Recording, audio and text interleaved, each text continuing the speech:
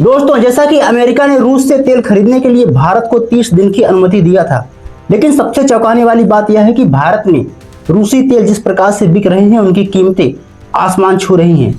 आज हम जानेंगे कि आखिर इसके पीछे की असली सच्चाई क्या है। दोस्तों, जैसा कि आप सभी को पता होगा कि अमेरिका और इजराइल ने मिलकर ईरान पर बड़े पैमाने पर अटैक किया था, जिसके पश्चात ईरान ने हुर्मुज़ जल संधि पर पाबंदी लगा दिया था और इतना धमकाया था कि अगर कोई भी शिप हुर्मुज़ जल संधि से होकर गुजरता है ईरान की अनुमति के बिना, तो उस पर अटैक किया जा सकता है। जिसके बाद दुनिया सहित भारत में पेट्रोल और डीजल के दाम में तेजी से बढ़ोतरी देखने को मिली थी, जिसके बाद रूस से तेल खरीदने के लिए भारत को अमेरिका ने 30 दिन की अनुमति दिया था। दोस्तों, आगे हम बात करेंगे कि भारत जिस प्रकार से रूस से तेल खरीदता था, तो वह काफी सस्ते में खरीदता था और उसे डॉलर में भुगतान करना होता था। लेकिन भारत में रूस के तेल की कीमतें बढ़ने के पीछे की असली सच्चाई क्या है, आगे इस वीडियो में हम विस्तार से बात करेंगे।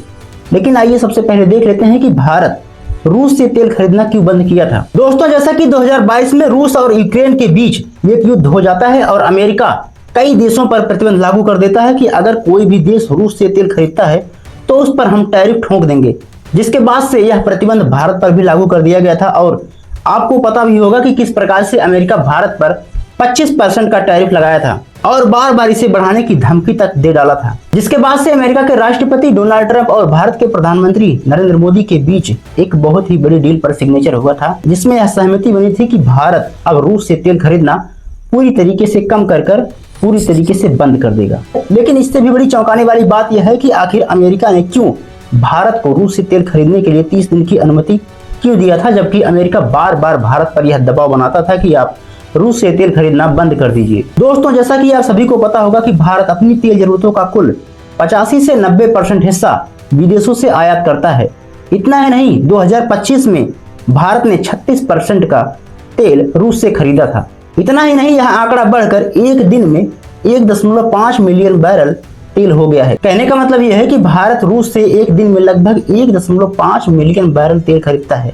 दोस्तों, जानकारी के लिए आपको बता दें कि एक बैरल में 159 लीटर होता है, तो इस बात से आप अंदाजा लगा सकते हैं कि भारत रूस से कितनी मात्रा में तेल खरीदता है। बहरहाल दोस्तों, आइए देख लेते हैं कि भारत को रूस इतने महंगे में तेल क्यों बेच रहा है, जबकि भारत रूस से पहले जो भी तेल खरीदता था उसको रुपए में भुगतान करता था, तो वह काफी सस्ता पड़ता था।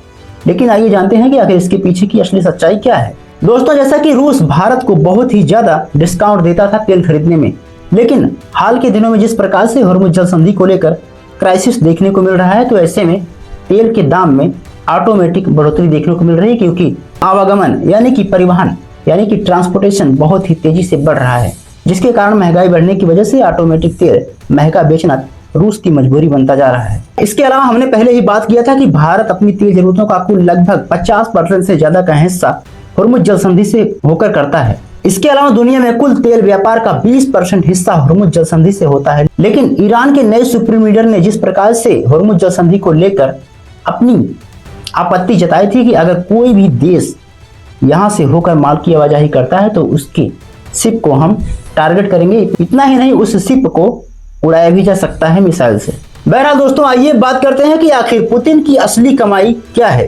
कहने का मतलब यह है कि रूस को जितने भी इनकम मिलती है उसका सोर्स क्या है। दोस्तों, जैसा कि हमने पहले ही बताया कि जब रूस और यूक्रेन के बीच युद्ध हो रहा था, तो अमेरिका ने कई सारे प्रतिबंध रूस के ऊपर लागू कर दिए थे और कहा था कि कोई भी देश अगर रूस से तेल खरीदता है तो उस पर हम प्रतिबंध लगा देंगे या फिर टैरिफ लगा देंगे।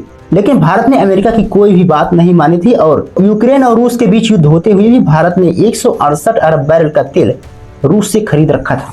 इतना ही नहीं, यही सेम प्रक्रिया चीन भी अपनाता था, जहां से रूस को सबसे ज्यादा कमाई होती थी। दोस्तों, जैसा कि सरकार यह कहती है कि हम तेल वहां से खरीदेंगे जहां से हमें सस्ता पड़ेगा, लेकिन सबसे चौंकाने वाली बात यह है कि अमेरिका ने किस प्रकार से यह आदेश दिया था भारत सरकार को कि हम 30 दिन की अनुमति आपको रूस से तेल खरीदने के लिए दे रहे हैं। ऐसी कौन सी डील अमेरिका के राष्ट्रपति डोनाल्ड ट्रंप और भारत के प्रधानमंत्री नरेंद्र मोदी के बीच हुआ था। बहरहाल दोस्तों, अगर इसी प्रकार से हुर्मुज़ जल संधि को लेकर क्राइसिस जारी रहता है तो तेल की कीमतें लगभग 100 से 150 डॉलर प्रति बैरल तक जा सकती है और इसका भारत में भी असर देखने को मिल सकता है। इतना ही नहीं, इसका सीधा आपकी जेब पर भी देखने को असर मिल सकता है। बहरहाल दोस्तों, आपका इसके बारे में क्या राय है, कमेंट बॉक्स में जरूर बताएं। मिलते हैं अगली वीडियो में, तब तक के लिए जय हिंद, जय भारत।